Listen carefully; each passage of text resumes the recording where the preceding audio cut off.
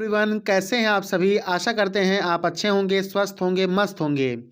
अगर आप KVS, NBS, EMRS, TGT, PGT, LT grade bio subject की तैयारी कर रहे हैं तो आज का ये टेस्ट सीरीज समझ के आपको जो है अटेम्प्ट करना है और आपका 20 क्वेश्चंस में से कितना स्कोर बनता है कमेंट करके ज़रूर बताना है। आज के क्लास के क्वेश्चंस आपके लिए बहुत ही हेल्पफुल हैं। तो चलिए आज की इस क्लास को स्टार्ट करते हैं। पहला प्रश्न है, कोशिका चक्र सेल साइकिल की G0 अवस्था के बारे में क्या सही है। कोशिकाएं सक्रिय रूप से विभाजित होती हैं। कोशिकाएं चयापचय मेटाबॉलिकली रूप से सक्रिय रहती हैं लेकिन विभाजित नहीं होती। डीएनए प्रतिकृति रेप्लिकेशन होता है। कोशिकाएं मर जाती हैं। यहाँ पे इस प्रश्न के लिए सही उत्तर की यदि हम बात करें तो G0 फेज के बारे में हम सभी ने पढ़ा है। G0 चरण में कोशिकाएं मेटाबॉलिक रूप से तो एक्टिव रहती हैं लेकिन वे तब तक विभाजित नहीं होती हैं जब तक उन्हें आवश्यकता नहीं होता है। सही उत्तर हमारा विकल्प बी होगा।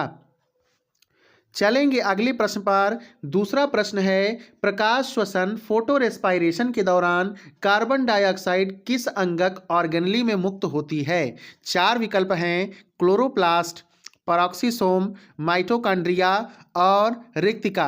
यहाँ पे हम बात करें प्रकाश श्वसन की तो प्रकाश श्वसन फोटो रेस्पायरेशन एक कॉम्प्लेक्स प्रोसेस है जो क्लोरोप्लास्ट और पेरोक्सिसोम और माइटोकॉन्ड्रिया में होती है। ये बात करें कार्बन डाइऑक्साइड की तो कार्बन डाइऑक्साइड माइटोकॉन्ड्रिया से निकलती है। आपका सही उत्तर विकल्प सी हो जाएगा।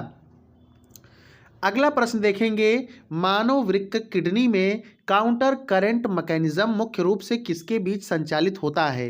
ग्लोमेरुलस और वोमन कैप्सूल, समीपस्थ और दूरस्थ नलिकाएं, यहाँ पे हेनली का लूप और वासा रेक्टा। ऑप्शन डी देखिएगा, संग्रह वाहिनी और वृक्क श्रोणी। बात करें हम लोग यहाँ पे इस प्रश्न की तो देखिएगा, हेनली का लूप और वासा रेक्टा ये दोनों मिल करके counter current mechanism, counter current system बनाते हैं। ये क्या करते हैं, मूत्र को गाढ़ा करने का कार्य करते हैं। तो हेनली का लूप और वासा रेक्टा इस प्रश्न का सही उत्तर हो जाएगा।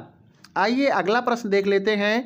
अगला प्रश्न देखिए चौथे नंबर का है, डीएनए प्रतिकृति के दौरान ओकाजाकी खंड, ओकाजाकी फ्रैगमेंट्स किस दिशा में बनते हैं। 5 प्राइम टू 3 प्राइम दिशा में लैगिंग स्ट्रैंड पर, 3 प्राइम टू 5 प्राइम दिशा में लीडिंग स्ट्रैंड पर, 5 प्राइम टू 3 प्राइम दिशा में लीडिंग स्ट्रैंड पर या 3 prime to 5 prime lagging strand पर। हम लोग बात कर लेंगे ओकाजाकी फ्रैगमेंट्स की तो ये लैगिंग स्ट्रैंड पर डीएनए संश्लेषण छोटे छोटे टुकड़ों में होता है जिन्हें हम लोग क्या कहते हैं, ओकाजाकी खंड कहते हैं। इनकी दिशा की यदि हम बात करें तो इनकी दिशा हमेशा 5 प्राइम टू 3 प्राइम होती है और मैंने आपको बताया कि लैगिंग स्ट्रैंड पर। सही उत्तर आपका ऑप्शन ए हो जाएगा।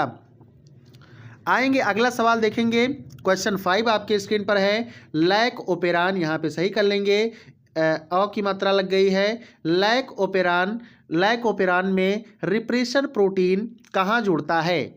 संरचनात्मक जीन पर, स्ट्रक्चरल जीन पर, प्रमोटर क्षेत्र पर, प्रमोटर रीजन पर, ऑपरेटर क्षेत्र पर, ऑपरेटर रीजन पर या नियामक जीन आई जीन पर। ये आपको बताना है। रेगुलेटरी जीन जो कि आई जीन है उस पर जुड़ता है।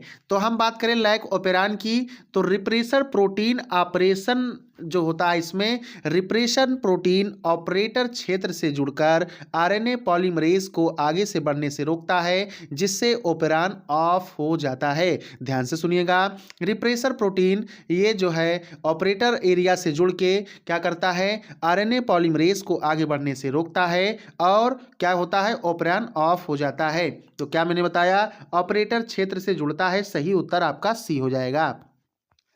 अगला प्रश्न देखेंगे 5 नंबर का, देखिए रिपीट हो गया है। अगला प्रश्न देखेंगे 6 नंबर का, निम्नलिखित में से कौन सा enzyme PCR that is polymerase chain reaction में उपयोग किया जाता है और उच्च तापमान पर भी स्थिर रहता है। यहाँ पे प्यारे दोस्त डीएनए लाइगेज है, टैग पॉलीमरेज है, आरएनए पॉलीमरेज है और हेलिकेज है। यहाँ पे पीसीआर में हमेशा देखिएगा टैग पॉलीमरेज एंजाइम को यूज़ किया जाता है। ये उच्च तापमान पर भी स्थिर रहता है। अगला प्रश्न देख लेंगे, क्वेश्चन नंबर 7 देख लेंगे।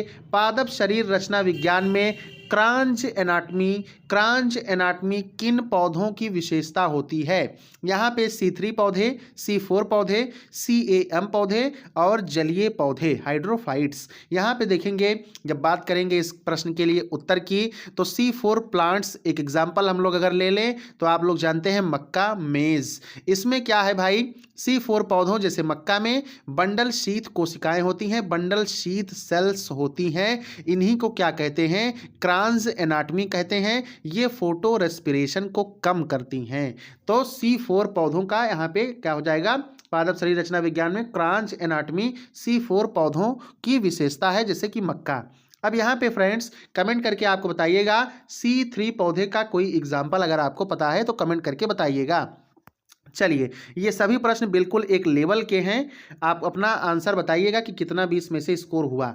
अगला प्रश्न है, निम्नलिखित में से कौन सा हार्मोन द्वितीयक संदेशवाहक सेकेंडरी मैसेंजर के रूप में CAMP का उपयोग नहीं करता है?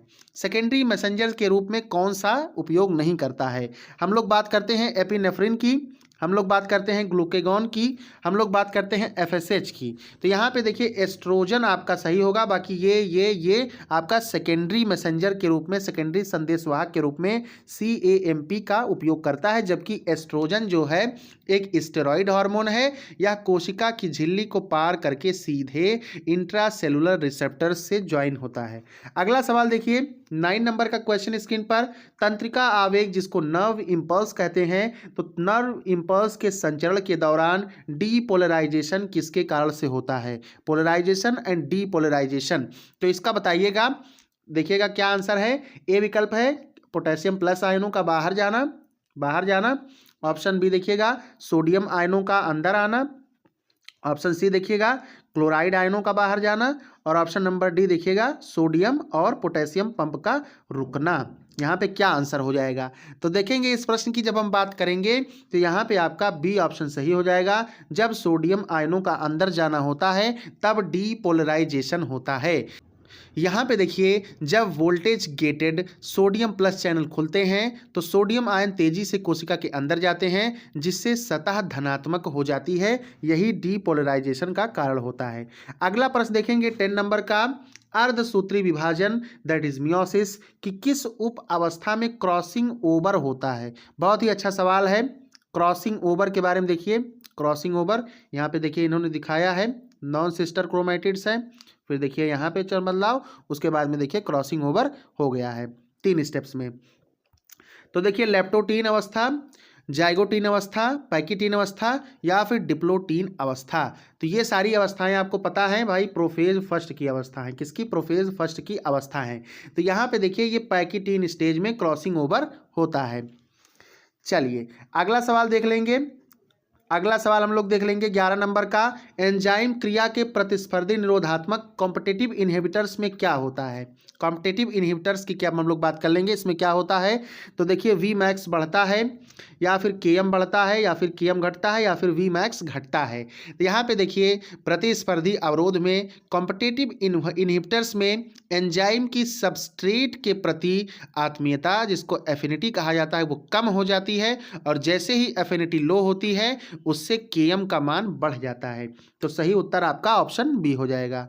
चलिए गए अगला प्रश्न देखेंगे, क्वेश्चन नंबर 12 देखेंगे, प्रतिवर्ती ट्रांसक्रिप्शन रिवर्स ट्रांसक्रिप्शन की खोज किसने की थी? बहुत ही अच्छा प्रश्न है। यहाँ पे वाटसन और क्रिक ने, टेमिन और बाल्टीमोर ने, खुराना ने, मेसेल्सन और स्टाल ने। यहाँ पे बात करें प्रतिवर्ती ट्रांसक्रिप्शन की, रिवर्स ट्रांसक्रिप्शन की, तो आपका बी ऑप्शन सही हो जाएगा। टेमिन और बाल्टीमोर ने इसकी खोज की थी। अब देखिए किसमें खोज की थी, अगर आपसे ये पूछ ले तो ये भी अपने आप में बढ़िया सवाल हो जाएगा। तो रेट्रोवायरस में आरएनए से डीएनए की प्रक्रिया, आरएनए से डीएनए बनने की प्रक्रिया की खोज के दौरान की थी, है ना। तो ऑप्शन नंबर बी यहाँ पे सही हो जाएगा। अगला सवाल देख लीजिए 13 नंबर का, एरिथ्रोब्लास्टोसिस फिटालिस तब हो सकता है जब, देखिए माता RH पॉजिटिव हो, RH का मतलब यहाँ पे आप लोग रीसस फैक्टर जानते हैं, तो और भ्रूण यहाँ पे RH निगेटिव हो, जब माँ RH निगेटिव हो और भ्रूण RH पॉजिटिव हो, दोनों RH निगेटिव, दोनों RH पॉजिटिव, तो यहाँ पे 4 विकल्प हैं।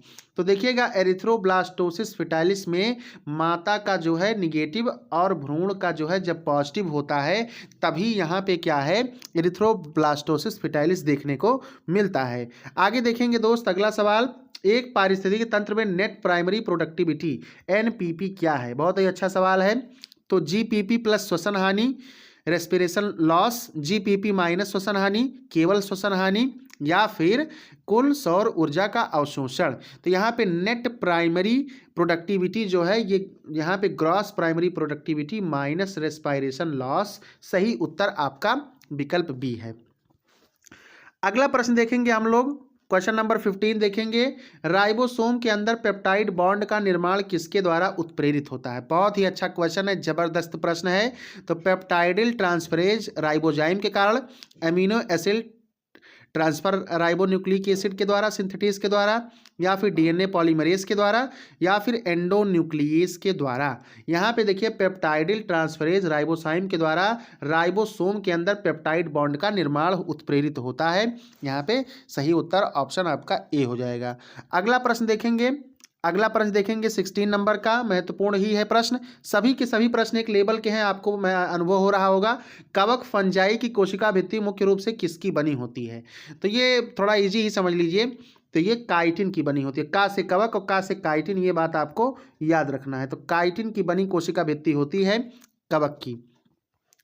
अगला प्रश्न करेंगे, अगला प्रश्न देखेंगे, स्तनधारियों में कॉर्पस ल्यूटियम का मुख्य कार्य क्या उत्पन्न करना है। तो कॉर्पस ल्यूटियम से आप लोग जानते हैं आपका प्रोजेस्टेरॉन, CP याद कर लीजिए, दिल्ली का जो कनॉट प्लेस है ना, उसको कॉर्पस ल्यूटियम से प्रोजेस्टेरॉन हार्मोन याद कर लीजिए। सही उत्तर आपका ऑप्शन बी होगा। चलेंगे भाई, अगला प्रश्न देखेंगे, क्वेश्चन नंबर 18 आपकी स्क्रीन पर है, हार्डी वीनबर्ग इक्विलिब्रियम को प्रभावित करने वाला कारक कौन सा है। तो हार्डी वीनबर्ग इक्विलिब्रियम को प्रभावित करने वाला कारकों की जब हम लोग बात करते हैं तो जीन फ्लो है, म्यूटेशन है, और प्राकृतिक चयन नेचुरल सिलेक्शन है। ये सभी क्या करते हैं, हार्डी वीनबर्ग इक्विलिब्रियम के संतुलन को बिगाड़ते हैं और विकास का कारण बनते हैं। तो मैंने शुरू में ही आपको क्या बताया, GF बताया, जीन फ्लो बताया है ना। तो जीन फ्लो यही आपका सही उत्तर हो जाएगा।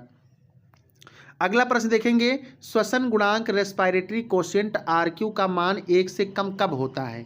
1 से कम मान कब होगा, जब वसा का ऑक्सीकरण हो रहा हो। सही उत्तर आपका विकल्प बी हो जाएगा, व्हेन फैट इज ऑक्सीडाइजिंग। सही उत्तर आपका हो जाएगा ऑप्शन बी। अच्छा, कम होता है तो कितना होता है, लगभग 0.7 0.8 के आसपास आपका होता है।